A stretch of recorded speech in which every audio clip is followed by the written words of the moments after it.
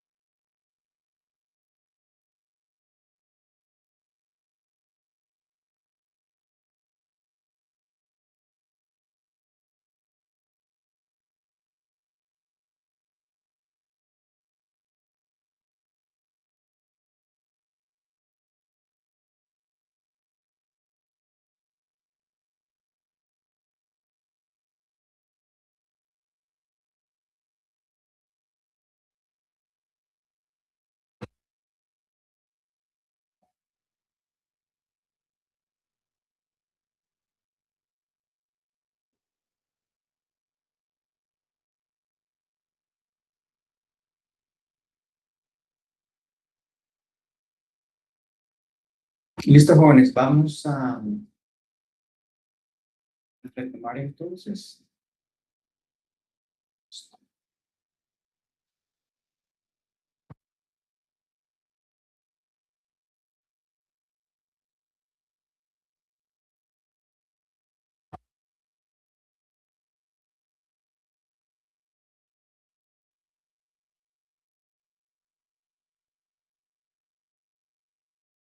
Muy bien. Bueno, jóvenes, entonces estamos hablando de las funciones de las proteínas. ¿Se recuerdan? Vamos entonces a retomar parte de lo que habíamos visto. Estábamos platicando precisamente las interacciones que se estaban dando entre las unidades de la hemoglobina. ¿Alguien me recuerda en dónde había mayor número de interacciones entre alfa 1 y beta 1 o entre alfa 1 y beta 2, por ejemplo? ¿Alguien que me diga? ¿Y cuál era el objetivo de esto?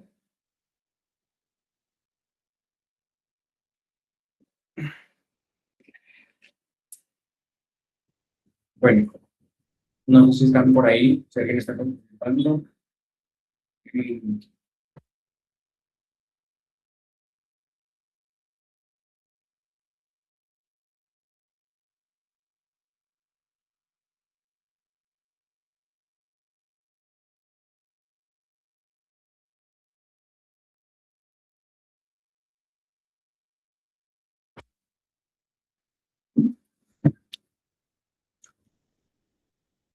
Pues sí, ¿alguien nos quiere comentar?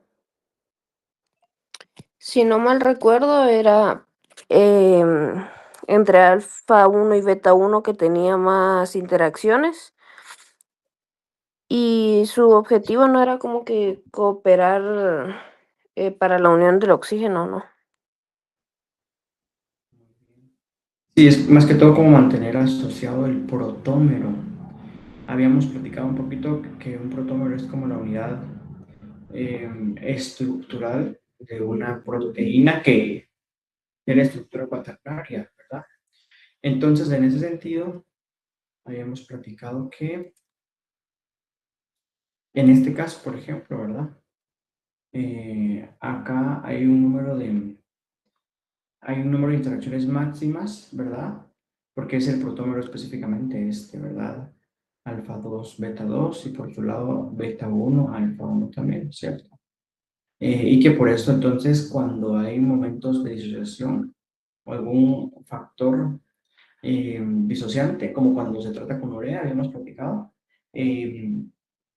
primero se van a separar estos, entonces aquí es donde se da el corte, ¿eh? Se separan beta 1, alfa 1 por un lado y alfa 2, beta 2 por el otro lado, ¿verdad? Pero entonces por el número de interacciones que se está maximizando entre alfa 1 y beta 1, ¿cierto? Bueno, eso vamos a ver otro tipo de estructuras que está adoptando la hemoglobina jóvenes. Mira, la estructura es una proteína, pero es una proteína, es el prototipo, el ejemplo del tipo de proteínas o enzimas como alostéricas. Acá nos estamos refiriendo con esto. De que puede ir cambiando un poquito su conformación, habíamos platicado un poquito, ¿verdad? Y se va acomodando, ¿verdad? Hemos platicado un poquito de esto. Entonces hay cambios estructurales que están ocurriendo en la hemoglobina, hay un estado R y un estado T. Hay un estado R que también se denomina como el estado relajado, ¿verdad? No es tan difícil de, de memorizar, ¿verdad?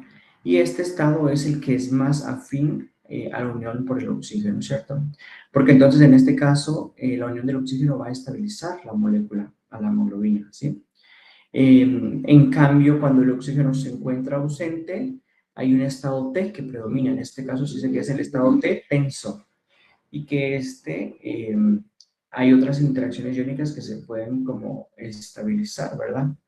Entonces, específicamente dice que las interacciones iónicas que están favoreciendo acá esta estabilización, porque como no tiene oxígeno, dice que son interacciones de eh, lisina e histidina.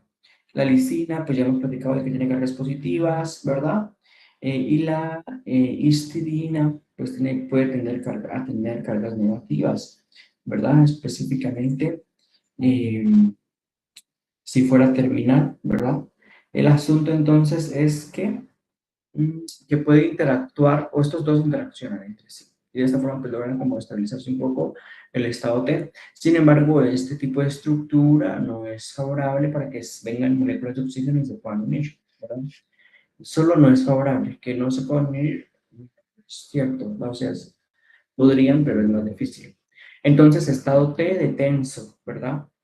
Em, y bueno, específicamente entonces las interacciones se están dando acá entre la subunidad alfa 1, beta 2 y acá beta 1, alfa 2, ¿cierto?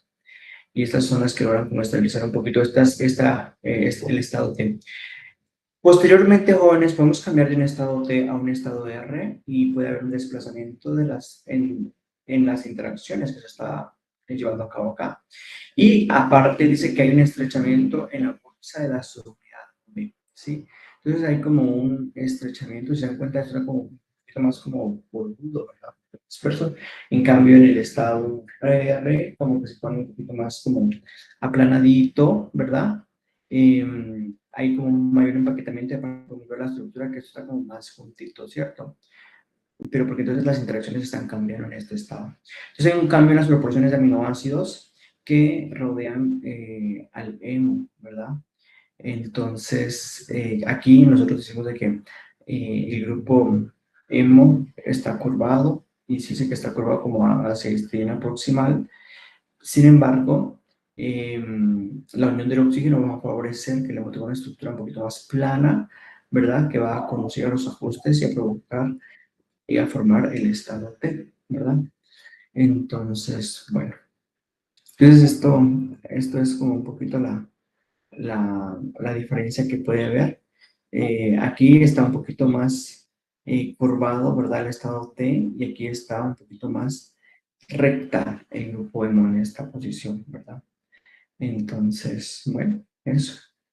Mm, a ver, jóvenes, habíamos hablado que hay una histidina proximal y una histidina distal, ¿cierto?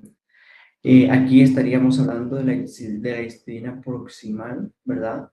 A donde se encuentra un poquito más inclinado el grupo hemo, ¿cierto? Por acá. En cambio, acá está un poquito el umbral un poquito más rígido, ¿cierto? Bueno, veamos también, jóvenes, cómo va a favorecer y va a afectar el cambio conformacional que está habiendo en la molécula, en la hemoglobina, ¿verdad? La hemoglobina pues puede tender a cambiar entonces según algunos otros factores. Uno de los factores muy importantes que hemos platicado es la concentración de oxígeno, pero como sabemos de que el oxígeno es un gas, más que concentración estamos hablando de la presión del gas, ¿cierto? Entonces, una proteína que una al oxígeno con mucha afinidad lo va a liberar más fácilmente en los tejidos, pero una proteína con baja afinidad no recobraría suficiente oxígeno en los pulmones. ¿Qué significa esto? Vean, vamos a repetir esta frase y quiero que la analicen. Una proteína que une oxígeno con mucha afinidad no liberaría el oxígeno fácilmente a los tejidos periféricos, ¿verdad? Porque sería tan afín a la proteína que no lo libera. Pero, dice acá, pero una proteína con baja afinidad también no recobraría suficiente oxígeno en los pulmones. Entonces, para eso la hemoglobina pues es una molécula, una proteína como cambiante, digamos, estructuralmente, porque hay una cooperación de unión del oxígeno a la hemoglobina. ¿Qué significa esto? Que según la presión de oxígeno en los pulmones, que hay una presión altísima de oxígeno, que está a 13.3 kilopascales, es una concentración muy alta, ¿cierto? En cambio, entonces aquí, pues, es muy fácil de unir el oxígeno. Pero en los tejidos, vean, la presión de oxígeno es más baja, de 4 kilopascales. ¿Qué significa esto, jóvenes? Que entonces la hemoglobina tiene que ir siendo muy astuta, por decir así, ¿verdad? Para poder captar al oxígeno en los pulmones y liberarlo en los tejidos. Para eso entonces tiene una curva de unión que es de forma sigmoidea, o sea que es cooperativa, lo que dice que la hemoglobina es sensible a las variaciones de la concentración del oxígeno entre tejidos y entre pulmones. ¿Qué significa esto, jóvenes? Que dependiendo de la concentración o de la presión de oxígeno que tenga o que se tenga, pues la hemoglobina pues, puede ir cambiando, ¿cierto? Entonces, si estamos, por ejemplo, acá, aquí tenemos la presión de oxígeno en los pulmones, ¿verdad? Tenemos una presión altísima de 13.3 kilopascales. Aquí está la concentración del oxígeno y cómo es que se une, o cómo, para esto nos serviría también el grado teta que habíamos visto la otra vez, ¿verdad? Aquí tenemos 0.5 de teta, o sea que el 50% de las posiciones disponibles las va a ocupar el oxígeno en la hemoglobina. Y aquí es donde tenemos la presión del tejido, a nivel de los tejidos, ¿cierto? Entonces, si se dan cuenta, si la proteína fuera con alta afinidad, ¿verdad? No liberaría acá eh, al oxígeno en los tejidos, ¿cierto? Porque sería muy afín. Pero si no fuera muy afín, entonces, miren, no se pudiera como cachar oxígeno acá. ¿Por qué? Porque entonces siempre estaría con una afinidad o con un valor de teta del 50 o del 40%, ¿cierto? Y de esa forma, pues no lo cacharía mucho ni con mayor concentración. Y aquí, miren, ¿cuánto liberaría aquí? De como una molécula nada más, ¿verdad? Sin embargo, ¿cuál es la curva que representa a la hemoglobina? Pues es esta curva sigmoidea, jóvenes. ¿Por qué? Porque tiene una forma transicional, ¿verdad? De baja a una alta afinidad, ¿cierto? Entonces, ¿por qué? Pues entonces eso permite que cuando está en los pulmones, ¿verdad? Con una alta concentración, capte el oxígeno. ¿Y qué pasa con la menor concentración? Vea, la afinidad va cambiando, va variando, tanto así que la afinidad o los grados de ocupancia de la hemoglobina por el oxígeno, pues va a bajar como a 0.55 o 0.6 incluso, ¿verdad? ¿Para qué? Para que entonces pueda soltar esta cantidad de oxígeno. Entonces, si nos damos cuenta aquí de lo que suelta acá, si sumamos o si restamos, por ejemplo, el grado de saturación, eso es lo que podemos decir, el grado de saturación que está a nivel del oxígeno, esto pudiéramos decir que es como 0. Es que yo quiero esto. Podemos decir que es como 0.95, ¿cierto? 0.96. Y acá lo que liberaría es aproximadamente como 0.6, ¿cierto? Aproximadamente. Entonces estamos hablando de que está liberando como 0.36 o 35 en porcentaje. Bueno, hablo de porcentajes, ¿verdad? Ahora estoy hablando aquí de teta. O sea, de 0.96 a 0.6, ¿verdad? Como 0.35, ¿verdad? Aproximadamente, de liberación de moléculas de oxígeno de los pulmones a los tejidos. ¿verdad? ¿Y eso por qué está dictado, jóvenes? Eso está dictado pues por el aldosterismo que sufre la hemoglobina y el grado de cooperatividad que hay entre sus subunidades. Entonces, lo que significa entonces que aquí acuñamos el término del aldosterismo, jóvenes. El aldosterismo se refiere a los cambios estructurales en las proteínas de baja a alta afinidad, según algunos factores cambiantes. Entonces, al hablar de aldosterismo, hablamos de que entonces hay proteínas que son alostéricas. ¿Qué es una proteína alostérica? Una proteína alostérica a la que se le une un ligando va a afectar a las propiedades de unión de otros sitios de la misma proteína. Lo que significa que hayamos platicado que cuando hay unión de una molécula de oxígeno o de dos, va a favorecer que se unan las otras dos, ¿cierto?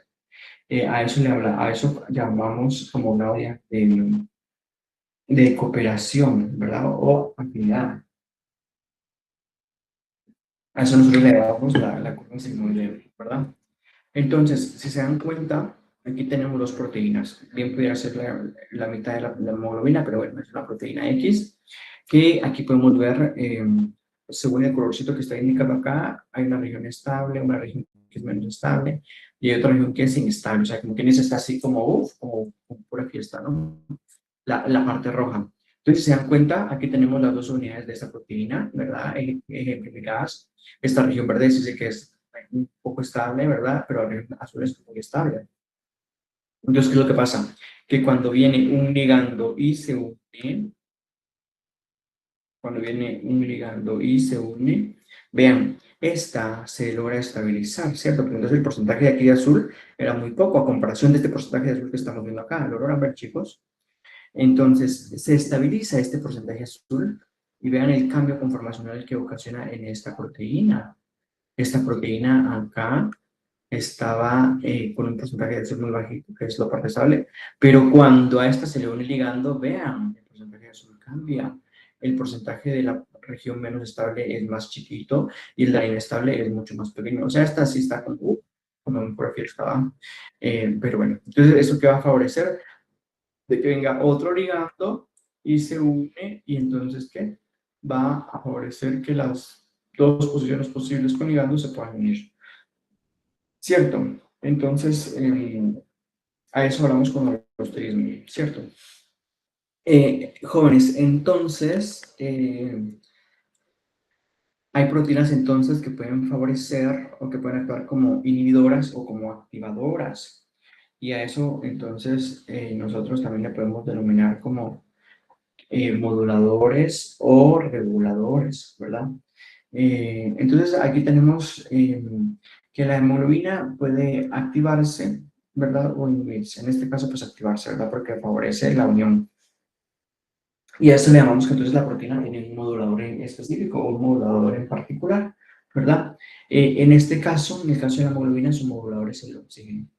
Pero vean, algo más interesante. Como hay diferentes tipos de proteínas, se dice que hay moduladores o efectores homotrópicos y heterotrópicos. ¿A qué me suena ese nombre? Homotrópico hace referencia que el ligando y el modulador son idénticos o sea, como que el oxígeno, por ejemplo, el oxígeno que está presente el oxígeno que es el ligando de la hemoglobina, si este funciona como un activador de la hemoglobina, se dice que este modulador, ¿verdad? Es un modulador de primero de activación porque favorece la unión de otras moléculas y en segundo es homotrópico porque favorece la unión misma de sí. Es decir, el oxígeno favorece la unión misma de sí mismo en la hemoglobina. O sea que es modulador, tiene función moduladora porque lo activa y aparte es su propio ligando. Entonces, cuando es así, es homotrópico, ¿cierto? Sin embargo, cuando el modulador es uno y el ligando es diferente, hagamos de cuenta de que no ahora que yo digo el oxígeno favorece la unión de las moléculas de oxígeno, pues en el caso de que yo diga, por ejemplo, otro compuesto, y este compuesto va a afectar de una u otra forma a la hemoglobina, entonces ya decimos de que si este compuesto afecta la unión del oxígeno a la proteína, entonces, y el modulador no es el oxígeno, entonces aquí estamos hablando de un modulador heterotrópico. Vamos a ver un ejemplo en un ratito de un modulador heterotrópico, ¿sí? Pero entonces, ahorita pues la información que necesitamos que dar, ¿verdad? Entonces, aquí, este es un ejemplo mismo que de lo que está ocurriendo acá, ¿verdad? Solamente que con 4 imágenes. Aquí tenemos el primero que se une, ¿verdad? Y acá, pues si nos damos cuenta, la dirección de la molécula está un poquito más como para allá, ¿verdad? O sea, ¿pero por qué? Porque tiene solamente un oxígeno y tiende más a liberarlo que a tomar otro. En cambio, a partir de acá, aquí, de aquí todavía para allá, es esta, el predominio de la reacción, ¿cierto? Pero de aquí para allá es ahí donde hubo alguna, bueno, es donde hay un cambio, ¿verdad? Y ya podemos ver la cooperación que se está presentando en estas moléculas. Entonces, ya vemos acá que ya son 2 moléculas, o las dos son 2 unidades de hemoglobina las que tienen el oxígeno, y entonces viene otra, y que entonces aquí la afinidad o la dirección de la reacción ya va en dirección de los productos específicamente, ¿sí? Pues quiero que veamos aquí, vean, entonces ya aquí ya está favorecido esta reacción y no digamos en el siguiente proceso, ¿verdad? Aún más, solo le falta una subida para completar y lograr estabilizarse, ¿cierto? Entonces, mucho ojo porque entonces hablamos de que el oxígeno actúa como un activador homotrópico o un regulador modulador homotrópico positivo, porque va a tener el efecto como positivo pues para que se pueda unir, ¿verdad? Oxígeno tipo modulador homotrópico positivo, ¿cierto?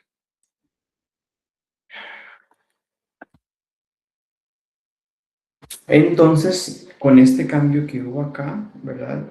Con el cambio que hubo con este ligando, esta unidad se volvió un poquito más sensible y dijo, bueno, pues sí, tenemos que ser como más sensible para que pueda venir más moléculas de oxígeno y pues para favorecer su nivel. Bueno, hay también jóvenes que la hemoglobina tiene la capacidad de transportar iones de hidrógeno y también transporta moléculas de CO2. Ah, ¿cómo así? O sea que la hemoglobina puede transportar muchos. De hecho, jóvenes, las proteínas que se encuentran en la circulación sanguínea, hablemos de la albumina, tienen la capacidad de transportar o tienen la capacidad de unir a muchos electrolitos en su superficie. O puede también unir algunos ácidos grasos y de esta forma los ácidos grasos se pueden transportar en la circulación sanguínea. Bueno, pero entonces, hablando específicamente de estos productos, veamos que la hemoglobina, perdón, veamos que la hemoglobina con su capacidad de transportar iones de hidrógeno y de transportar, perdón, tiene la capacidad de transportar iones de hidrógeno, pero también de transportar el CO2, ¿verdad? El dióxido de carbono. Entonces, estos dos son productos finales de respiración, ¿verdad? Y son transportados al tejido de los pulmones y a los pulmones y los riñones, y hay cosas donde se favorece y se facilita la excreción, ¿verdad? Se dice que el CO2 se hidrata por medio de la anhidrasa carbónica. La anhidrasa carbónica es una enzima que facilita entonces la unión, ¿verdad? O la disociación del ácido carbónico con el oxígeno. Perdón, aquí estamos hablando de el CO2 gaseoso que están produciendo las células. Ya hemos platicado de esto en alguna clase antes. ¿Se acuerdan en qué clase lo platicamos, jóvenes? ¿Qué me dicen dónde lo vimos?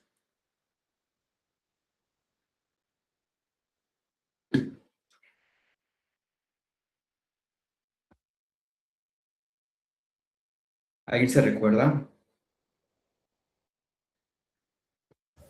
En los sistemas buffer. Entonces, en los sistemas buffer, justamente platicamos de que el CO2 gaseoso se puede formar de una forma acuosa, ¿verdad? Pero al haber una reacción con una molécula de agua, informamos el ácido carbónico, ¿cierto? Este ácido carbónico posteriormente se puede disociar, ¿verdad? En hidrógeno y al tiempo en CO2, ¿cierto? Entonces, interesante, ¿verdad? O perdón, el CO2 es bicarbonato. Entonces, el CO2 se va a hidratar por medio de la anhidrasa carbónica, ¿verdad?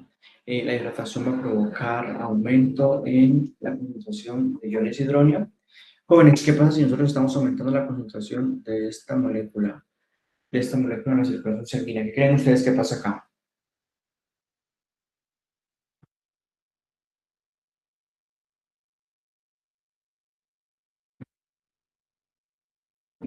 ¿Cómo se afectó el pH, jóvenes?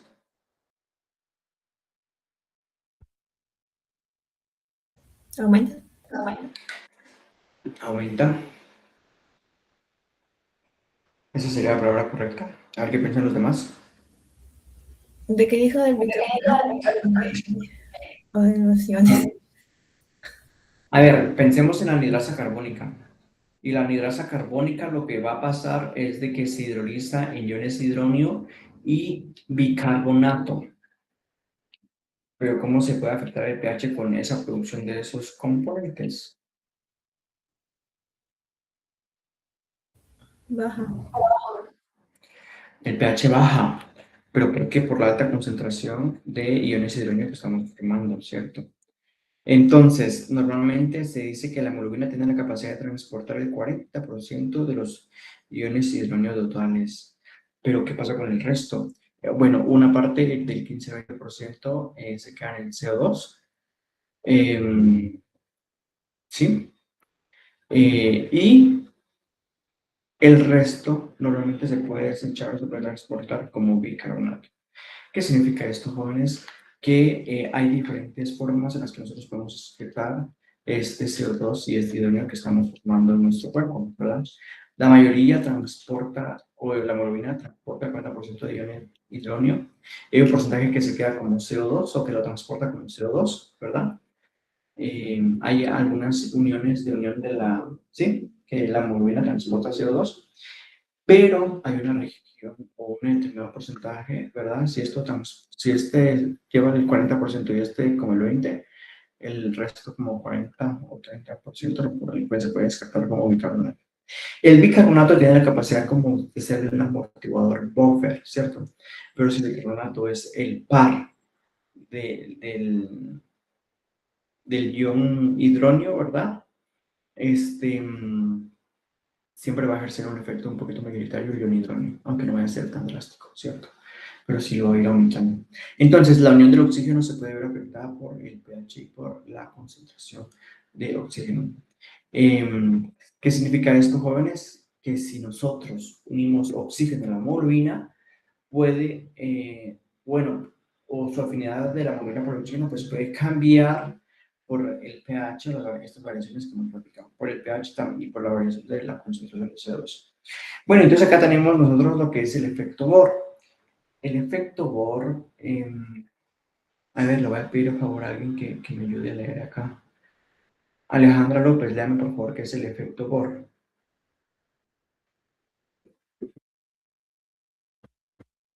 Buenas tardes, sí. Con pH relativamente bajo, en tejidos y alta concentración de CO2, la afinidad de la hemoglobina por el oxígeno disminuye a medida que se une ambos. Al contrario, a medida que se libera CO2 en los capilares pulmonares y aumenta el pH sanguíneo, aumenta la afinidad de la hemoglobina por el oxígeno. Muchísimas gracias. ¿Qué significa esto, jóvenes? De que el pH pues, puede afectar la afinidad del oxígeno, o se puede ver afectada la afinidad del oxígeno por parte de la hemoglobina, ¿cierto? Lo que dice acá, con pH bajo en tejidos y alta concentración de CO2, la afinidad de la hemoglobina por el oxígeno disminuye a medida que se unen ambos, porque son productos de desecho del metabolismo, ¿cierto? En cambio, al contrario, a medida que se libera el CO2 en los tejidos capilares pulmonares y aumenta la presión o el potencial de hidrógeno sanguíneo o el pH, va a aumentar entonces la afinidad también de la hemoglobina por el oxígeno. Entonces, ¿qué significa esto, jóvenes? Que hay ciertos factores como el pH que también nos puede afectar la afinidad del oxígeno, ¿cierto? Por la hemoglobina. Entonces, vean, aquí tenemos esta ecuación, que tenemos el CO2 gaseoso, que al unirse con el agua formamos el ácido carbónico. Este ácido carbónico se puede disociar en bicarbonato y en ion hidrógeno. Este ion hidrógeno, o con mucho cuidado lo que estamos produciendo acá, ¿cierto? Y posteriormente este hidrógeno pues, puede ser transportado por la hemoglobina, ¿verdad? O bien pudiera como Sí, lo liberamos lo transportamos como hemoglobina. ¿Y qué es lo que está pasando, jóvenes? Al momento de que nosotros estamos tratando, esto va en la circulación sanguínea, el bicarbonato pues, puede salir por la orina. Sin embargo, hay una pequeña porción que se va a liberar también en los pulmones de esta forma, ¿sí? Entonces, se dice que la curva de saturación del oxígeno pues, puede estar influenciada por la concentración de ion hidrógeno, ¿verdad? Entonces dice, tanto el oxígeno como el ion hidrógeno se pueden unir a la hemoglobina, entonces el hidrógeno pues, puede favorecer o provocar, o puede ser un efector alostérico positivo o negativo. Entonces, esa es una pregunta que les hago yo a ustedes. Pero antes de que la respondan, veamos qué es lo que está pasando acá, ¿sí? Aquí tenemos una curva de unión sigmoidea a diferentes pHs. Esto es un pH de 7.6, o sea que es como más alcalino que el pH normal nuestro. Y esto es un pH de 7.2, ¿verdad? Entonces, cuando aquí, esta es la curva de pH del oxígeno, pues normalmente, ¿verdad? Que es como la sigmoidea que hemos platicado, que hemos visto antes, y funciona a un pH de 7.4. Pero ¿qué es lo que pasa? A un pH más ácido, como el pH 7.2, ¿verdad? Que dijimos que le afectaba a la proteína, a un pH 7.2, jóvenes. ¿Este es un pH más ácido o más básico? ¿Qué consideran?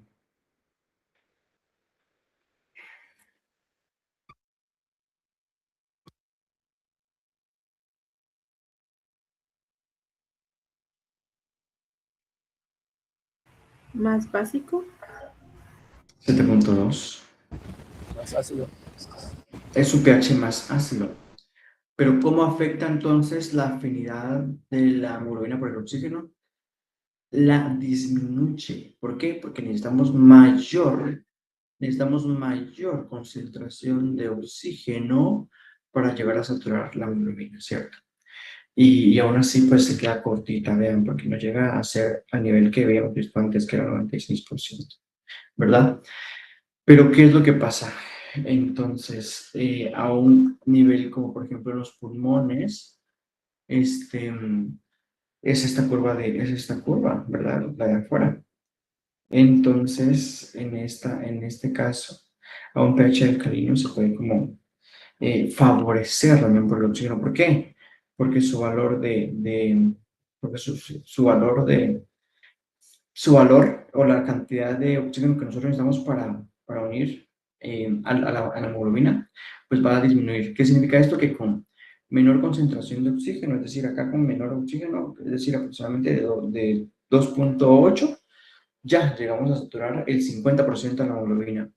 Pero a un pH 7.2 nosotros necesitamos una concentración de oxígeno muchísimo más alta, ¿cierto? Casi que de 4.5 o algo así, o sea, necesita más oxígeno para llegar al mismo nivel de saturación, ¿cierto? Entonces, bueno, entonces acá dice, tanto el oxígeno como el hidrógeno se unen a la hemoglobina, entonces el hidrógeno funciona como un efector alostérico positivo o negativo. Aquí la respuesta es depende de con qué lo estamos comparando. Entonces, por ejemplo, si comparamos el ion hidrógeno, ¿cómo afecta el ion hidrógeno al oxígeno? Funcionaría como un efector alostérico positivo para el oxígeno, porque favorece su unión. Bueno, pues eso es lo que les digo, ¿verdad? Veamos acá entonces la formación de algunos otros derivados o sí, algunos derivados de la hemoglobina. Aquí tenemos la formación de la carbaminohemoglobina. La hemoglobina también se une al CO2, ¿verdad? De forma inversamente proporcional, ¿verdad? Entonces, en forma de grupo carbamato al extremo amino terminal. Esta reacción que produce hidrógeno y contribuye al efecto Bohr, ¿cierto? Entonces, los carbamatos pueden formar puentes salinos y estabilizan el estado T, ¿verdad? El estado T, que no es el estado relajado. Y bueno, entonces, si nosotros nos podemos dar cuenta, aquí tenemos el CO2, ¿verdad? Y aquí tenemos el amino terminal, el residuo amino terminal. Como estamos hablando del residuo amino terminal de la proteína o del hemo, ¿Qué extremo es este? ¿El que inicia o el que finaliza o uno de los otros, cualquiera de la cadena polipeptídica? ¿Qué me dicen ustedes?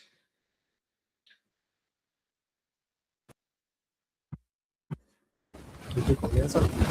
Inicia. Muy bien, claro que sí. Bueno, entonces, cuando se viene el CO2, se une acá a la fila. Mira, y aquí se forma el subgrupo carbamino terminal, ¿cierto? O el residual, o el residuo carbamino terminal, porque ya lo llegó a ciclar a unirse el CO2, ¿verdad? Entonces, de esta forma, la hemoglobina puede transportar también el CO2 en su estructura. Pero si se dan cuenta, esta unión es un tipo de unión covalente, ¿cierto? Entonces, pues, mucho con esto, ¿verdad? Por eso también dice acá, los carbonatos pueden formar puentes salinos y estabilizar el estado T, cuando se encuentran en el estado tenso, ¿cierto? Bueno, entonces, acá yo les pregunto, bueno, cuando se tiene la carbaminohemoglobina unida, tiene la propensión de liberar oxígeno, ¿verdad? O sea que como quien dice, mm, lo libera, ¿verdad? Entonces yo acá les pregunto, ¿la carbaminohemoglobina también pudiera afectar de alguna forma al oxígeno? ¿Y de qué forma?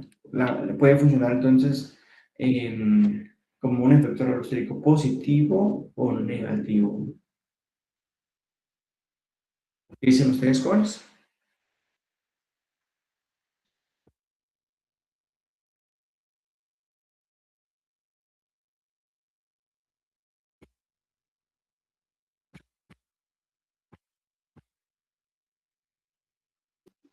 No sería negativa.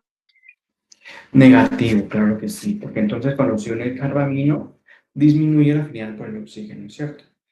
Y se dice de que es hetero en este caso, pero porque estamos hablando del CO2 respecto al oxígeno, porque no es el mismo que se está regulando, ¿cierto? Bueno, aquí tenemos un ejemplo particular. Tenemos la regulación de la unión del oxígeno a la hemoglobina por medio de un compuesto que se llama 2,3-bifosfoglicerato. Apúntenlo por ahí. Este es un ejemplo de modulación alostérica heterotrópica. Heterotrópica, vean. En este caso, el bifosfoglicerato en concentraciones altas de hemoglobina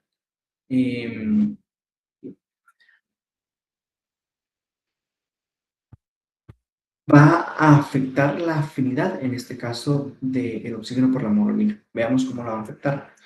Aquí hay una relación inversa entre el bifosfoglicerato y el oxígeno. ¿Cómo así una relación inversa? Pues sí.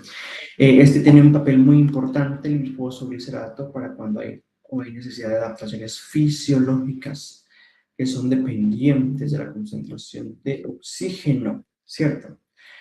Por ejemplo, cuando hay una mayor o menor presión de oxígeno, que puede afectarse con la altitud en donde nos encontremos, ¿verdad?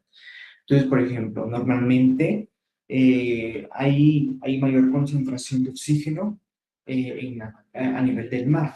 Bueno, pues acá le pongo una persona de costa, ¿verdad? Pues porque así le decimos acá en Guatemala a las personas que son como de tierra costeña. Una persona de costa que en algún determinado momento viaja al altiplano, es como que si yo les diga, a ver quiénes de aquí son del puerto de San José o de Champerico o de Rey, ¿verdad? O de algún lugar como costeño o de tierra caliente, porque se supone que la altitud ahí es baja, ¿cierto? Entonces, para las personas que son como de costa, cuando llegan al altiplano, la liberación del oxígeno dice que se queda reducida, ¿verdad? ¿Pero por qué? Porque la concentración o la presión de oxígeno en altura es más baja. Entonces, no va a favorecer la liberación del oxígeno tan fácilmente, ¿verdad? Sin embargo, se dice que luego de un tiempo, cuando el cuerpo ya se empieza a adaptar, hay un aumento de 2,3 bifosfoglicerato. Y esto es algo fisiológico, es algo que el cuerpo tiene una respuesta fisiológica, ¿cierto? En este caso dice que solo se une una molécula entre las unidades beta y favorece el estado T, ¿cierto? Entonces, esta es la molécula de glifosforilato, se dan cuenta, pues aquí tenemos glufosfato, aquí tenemos este glufosfato, o sea que, o sea que es como una molécula pesada, o sea, pesada, les digo yo, que impone, ¿verdad? Entonces veamos qué es lo que pasa acá. La regulación de la unión del oxígeno y la hemoglobina. Entonces, en el nivel del mar, como les estaba comentando, se libera un 38% de oxígeno, ¿verdad? Pero solo a nivel del mar. Sin embargo, en grandes altitudes para una persona que vive normalmente a nivel del mar, solo se liberaría un 30%. ¿Cómo es que funciona esto? Espero que vean esto. A ver, a nivel del mar funciona esto, ¿verdad? Y aquí a nivel del mar pues funciona esto. Vamos a colocarlo de amarillo que funciona a nivel del mar. Sí, ¿verdad? Y aquí vemos cómo está la presión de oxígeno, ¿verdad? Entonces, o sea, en la parte azulita es lo que ocurre a nivel del mar, ¿verdad? Entonces, normalmente aquí hay una liberación de 38%, ¿cierto? De lo celeste y celeste acá. ¿Sí? Es una liberación como bastante alta. ¿Qué significa esto, jóvenes? Que en los pulmones la hemoglobina se separa como 0.96 o 0.97. Y en los tejidos esta saturación baja considerablemente, ¿cierto? Habíamos platicado que baja como a 36. Bueno, por decir alguna cosa. Entonces veamos acá. Aquí tenemos de 0.96 y aquí tenemos 0.50. ¿Cuánto habíamos dicho? 0.56, 0.60, ¿verdad? Entonces, esa es la cantidad que se está liberando acá. Vean, es un valor como considerable. De hecho, que se dice que es como el 38%, ¿verdad? Lo que significa que es suficiente oxígeno lo que se está captando y lo que se está llevando a nuestros tejidos, ¿sí? Pero entonces, ¿qué pasa con la presión de oxígeno a 4.500? Si la persona, bueno, entonces la persona que vive a nivel del mar, esta que está aquí es el distrito, viaja a la costa, aquí, que tiene una unión de 0.9 a 0.8, ¿verdad? Por aquí, normalmente, que es la parte verde, está liberando también un porcentaje de 37%, ¿verdad? Quiero que prestemos atención. La parte verde es en altitudes altas. Entonces, para las personas que solo viven en altiplano, esta sería la curva de afinidad, ¿cierto? La que vamos a colocar de color un poquito diferente. Vamos a colocamos de verde, ¿cierto? Entonces, si se dan cuenta de acá para acá, vamos a ver cómo lo vemos. Bueno, aquí es. La línea verde, jóvenes, creo que se entiende, ¿verdad? Solo que aquí creo que me pasó un poquito y creo que parte de la línea celeste y no lo quería tocar. Entonces, de acá para acá no, es para acá, ¿verdad? Porque esta la línea verde hasta acá. Estamos liberando 37 grados, o sea, que está bien para las personas en altura. ¿Pero por qué? Porque la afinidad acá es diferente, ¿cierto? Va. Pero entonces, para una persona que vive en la costa, vuelve el perro, vuelve y vamos de nuevo, ¿cierto? Vamos a poner un color. Bueno. Entonces, para una persona que normalmente vive a nivel del mar, ¿verdad? O sea, a un valor de bifosforilato de 5, ¿verdad? Esto sería lo que aplique, ¿verdad? Lo celeste. Pero si en algún momento esta persona baja, no, vamos a ver. Cielo celeste, ¿cierto? Lo que está acá. Pero si en este momento la persona llega a la costa, ¿verdad? O sea, que sería como esto que está aquí, ¿verdad? Solamente liberaría el 30%, ¿cierto? El 30%. O sea que aquí se quedaría muy poco o se quedaría muy corta la cantidad de oxígeno que se estaría liberando. Pero entonces eso es como al inicio, creo que pasa después de un tiempo. Se adapta. ¿Por qué? Porque las concentraciones acá del glifosforilato cambian, es decir, aumentan ¿verdad? Cuando aumenta el glicerato, en este caso también se cambia la afinidad por el oxígeno, a modo de que entonces se da una adaptación, como lo que sucedió aquí cuando vimos esta cosa de color verde, ¿verdad? Que entonces que ya se adapta aquí y después del tiempo ya estaría liberando también el 30%, el 37% y no solamente el 30%, ¿sí? Entonces, en grandes altitudes se liberaría solo un 30%, pero con el fosfoglicerato la afinidad disminuye y libera un 37% de oxígeno, bastante, ¿verdad? En personas que sufren hipoxia, por ejemplo, el fosfoglicerato es alto, ¿sí? ¿Para qué? Para que pueda cambiarse también la afinidad por el oxígeno y de esa forma pues, pueda trabajar, ¿verdad?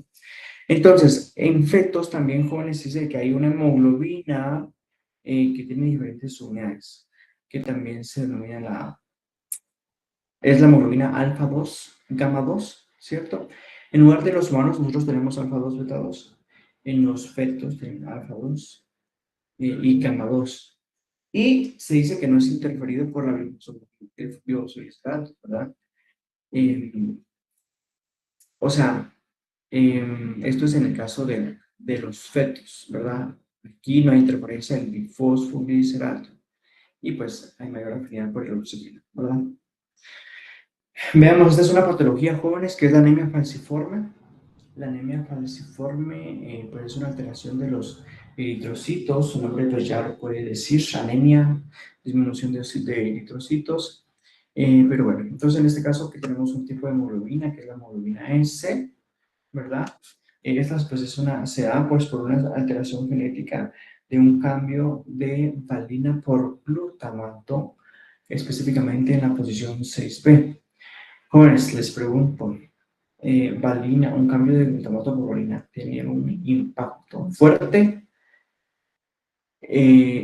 Molecularmente, ¿qué piensan ustedes? ¿La valina qué tipo de aminoácidos y el glutamato qué tipo de aminoácidos? ¿Qué dicen ustedes?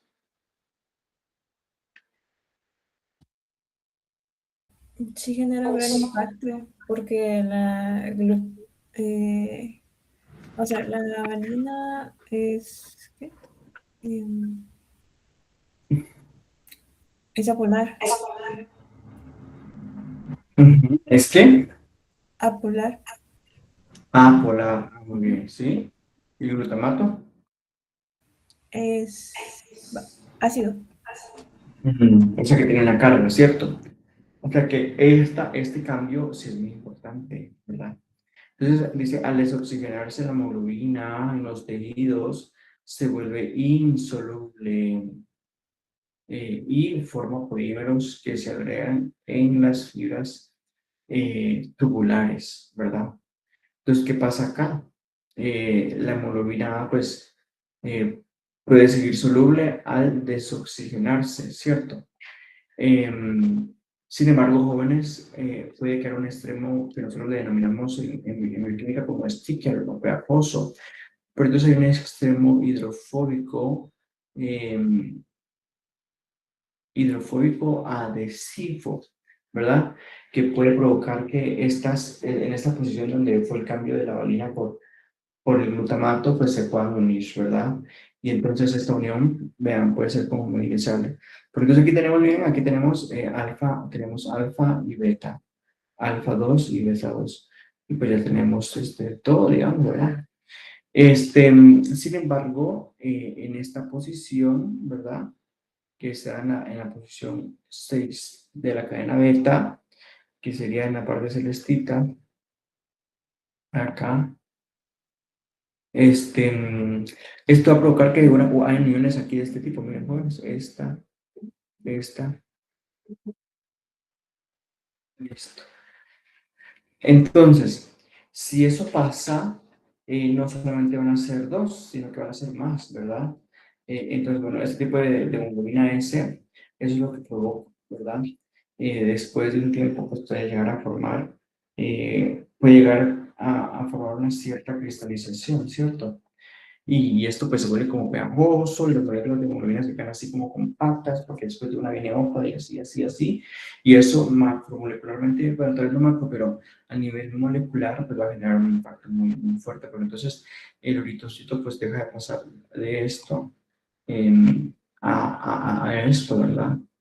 Lo que, lo que va a provocar que entonces los eritrocitos ya no sean curvos, ya no sean como adaptables, ¿verdad? Sino que son como patológicos, digamos. Sin embargo, aún pueden ejercer parte de su función en los pulmones, ¿verdad? Entonces, bueno. Bueno, aquí tenemos el ejemplo de la carboxihemoglobina. De todos modos, ustedes observan un poquito. La carboxihemoglobina aquí está tratada o tachada como un asesino silencioso. ¿Por qué? Pues porque, bueno, primero pues porque la afinidad del oxígeno, la afinidad por oxígeno se puede ver afectado, ¿verdad? Entonces, dice acá, en este caso, su afinidad, habíamos platicado anteriormente, aumenta considerablemente, ¿verdad?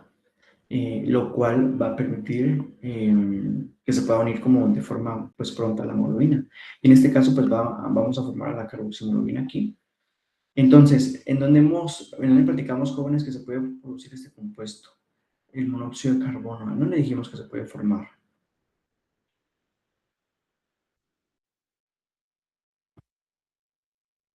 ¿Leyeron el recuadro que les platiqué?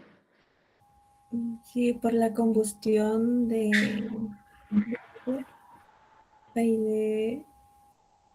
hay combustión de algo, no me acuerdo. Bueno, yo creo que por la combustión en general, sí. Muy bien.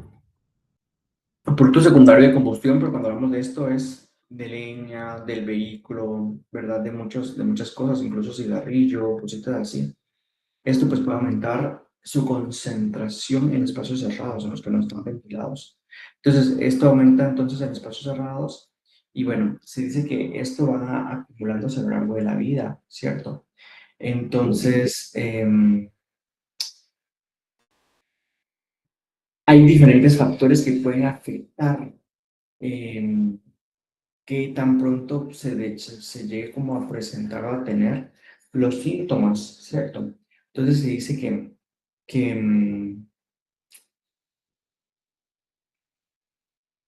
hay algunos factores, ¿verdad?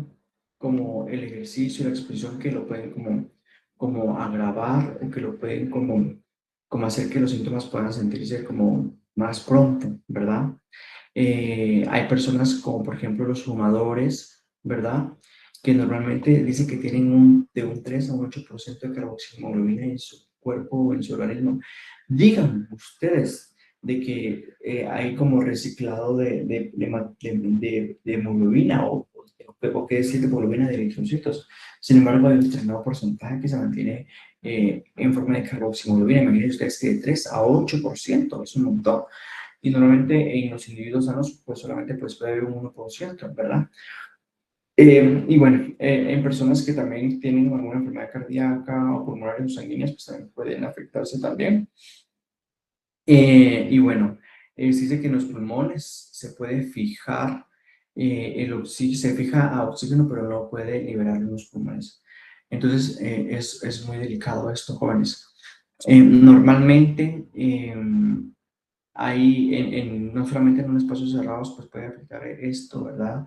Sino que también en algunos, o por combustión, por ejemplo, de carros, de cortadoras de césped, no sé si a ustedes les ha pasado que a veces están cortando el césped y uno dice, ay, qué rico el olor a la grama, ajá, pero después viene el olor también de la gasolina, de lo que sea que usen para activar estas máquinas, ¿verdad? Entonces, eso pues puede afectar. Normalmente dice que si hay una exposición baja, pero constante, puede afectar también. ¿Qué significa esto? ¿A qué me recuerda esto, jóvenes? De los fumadores pasivos, que sea baja pero constante. Es decir, ¿quiénes son los fumadores pasivos? Los que no fuman, ¿cierto? Pero que tienen familiares que sí utilizan cigarrillos. Es una exposición constante, ¿cierto? Y bueno, pues esto pues va a afectar el riesgo. Entonces, vean, ¿qué es lo que está pasando acá? Nosotros aquí tenemos nuestra hemoglobina normal, ¿cierto? Tenemos nuestra hemoglobina normal, ¿verdad? Pero ¿qué es lo que pasa si hay un determinado porcentaje de carboxihemoglobina, vean, aquí también la curva se va a afectar. Porque entonces con carboxihemoglobina en los pulmones, ¿cuántos oxígenos se pueden unir? Como la mitad, ¿cierto? ¿Y cuántos oxígenos se pueden liberar en los tejidos? Vean, ni uno solo casi. O sea, pasamos de un 0.5 a un 0.4. O sea, es casi nada, ¿verdad? O sea, esto pues entonces afecta que estemos como reciclando o proveyendo de oxígeno adecuadamente a nuestros tejidos, ¿verdad? Entonces, por eso también se dice acá, ¿verdad? Que si hay ejercicio, necesitamos como mayor circulación de oxígeno, ¿cierto?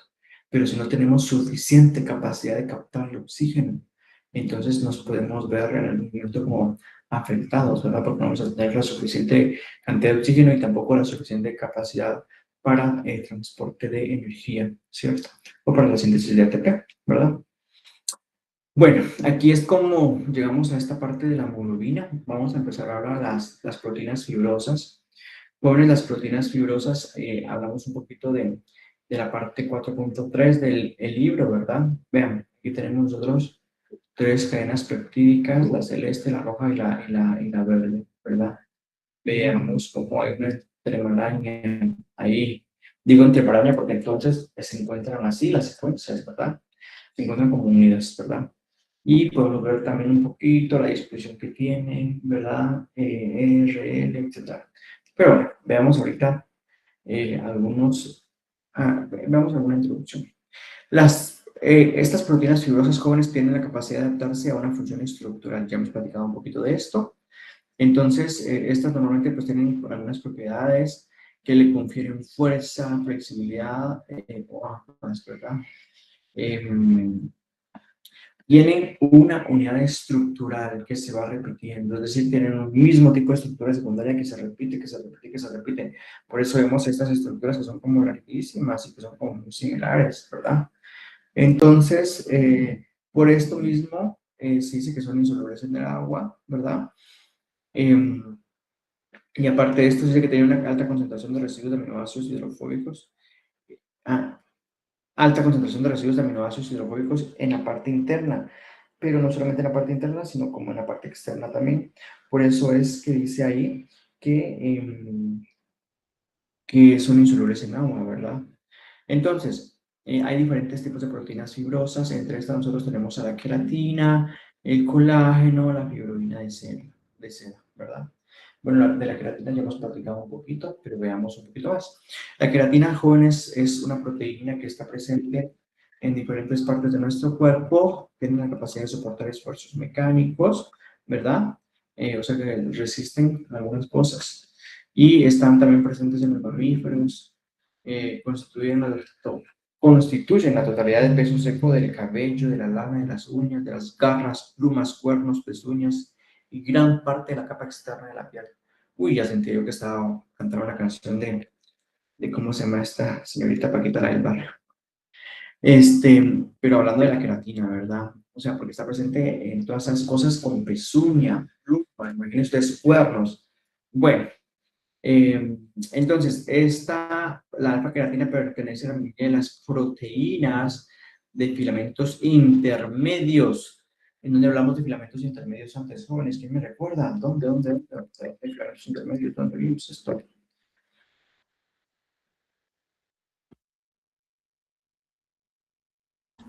En el citoesqueleto. Maravilloso, en el citoesqueleto. Y entonces también están localizadas en el citoesqueleto y también en la matriz extracelular, pues puede estar, ¿verdad? Pero si lo vimos en el citoesqueleto cuando vimos los fundamentos biológicos, ¿verdad?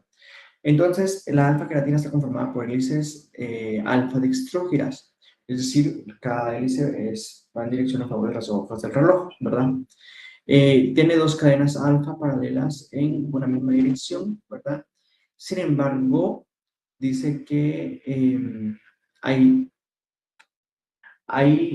si bien cada cadena tiene una dirección dextrógira, hay un superenrolamiento levógiro.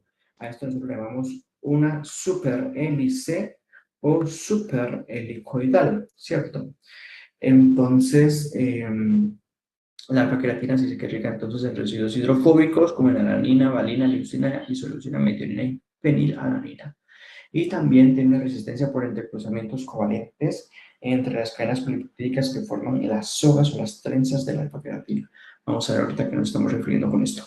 Por otro lado, dice que los puentes de sulfuro pueden o estabilizan las estructuras cuaternarias que puedan estar como por ahí, ¿cierto? De la alfa-queratina. Se dice entonces que no solamente eso, sino que los puentes de sulfuro que están presentes en la alfa-queratina y que estabilizan las estructuras cuaternarias, es decir, cuando hay unidades que se están uniendo, pues no solamente la estabilizan, sino que la hacen más fuerte. Tanto que, según el tipo de tejido, hay tejido que es como más duro uno que otro, ¿verdad? Hablando de estos que tienen la alfa-queratina.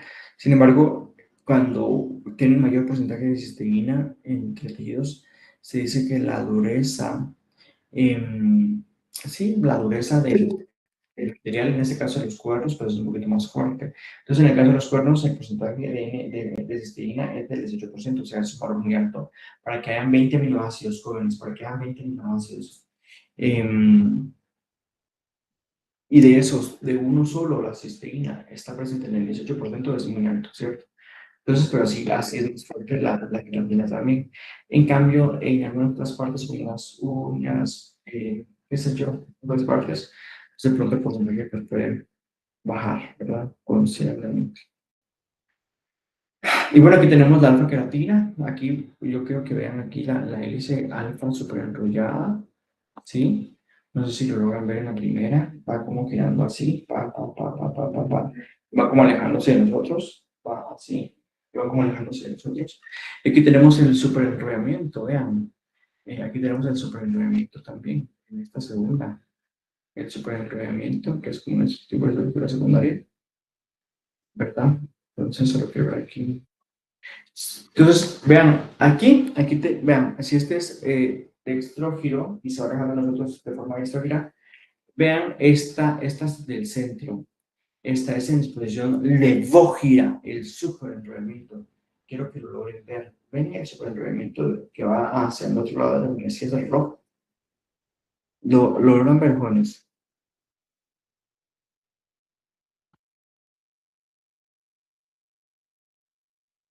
¿Jóvenes? ¿Lo logran ver o no? Sí. Y aquí tenemos otras estructuras. Ya sabemos que las hélices alfa entonces es una hélice, un fragmento, ¿verdad? Que está en disposición dextrógira. Aquí tenemos un superenrollamiento que va en disposición contraria, que es levógira. Y aquí tenemos otras estructuras que se van formando, que es el protofilamento, que tiene de tamaño 20 a 50 angstroms, ¿cierto? Este es un tipo de estructura como superior, ¿verdad? Y acá tenemos una protofibrilla, ¿verdad? Que está presente pues, en las... Pues es un tipo, es un nivel estructural un poquito más grande, ¿verdad? Entonces se dan cuenta que tenemos la hélice alfa, aquí tenemos el superenrollamiento que se está dando, ¿verdad? Entre dos cefas alfa. Y aquí tenemos la protofilamento, ¿verdad? Y aquí ya tenemos la protofibrilla. Uy, permítame.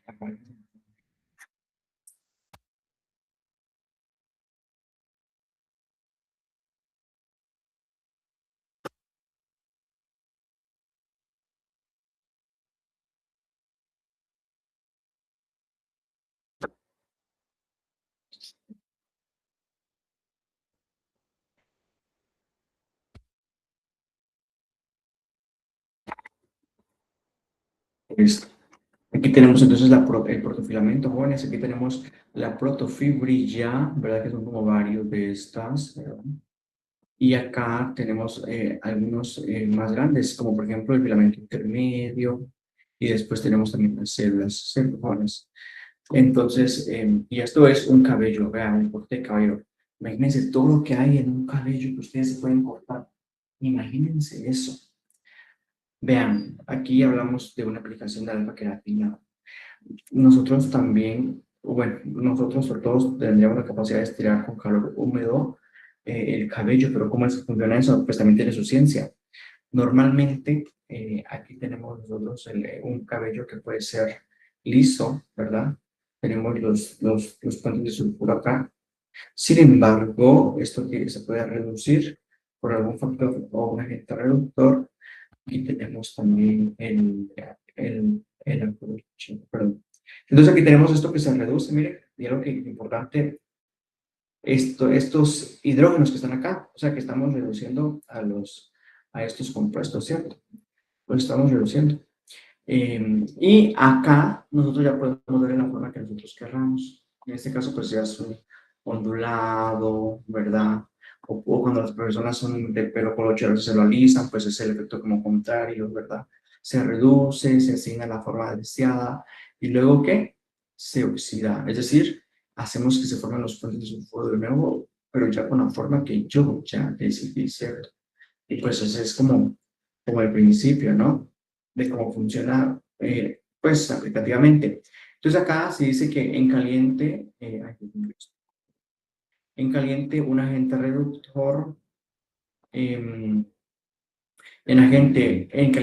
reductor como el etilol o el SH, ¿verdad?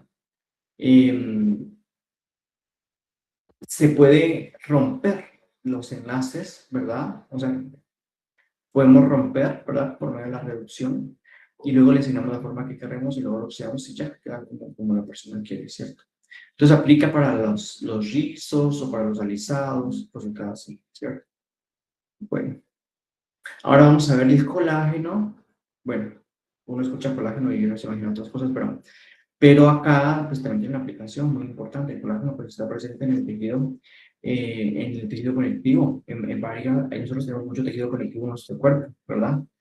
Entonces, ahí es donde lo vemos. Jóvenes, pero si quieren, tengamos un receso a este nivel, ¿sí? Tengamos un pequeño receso acá y pues retomamos en un rato. ¿Les parece?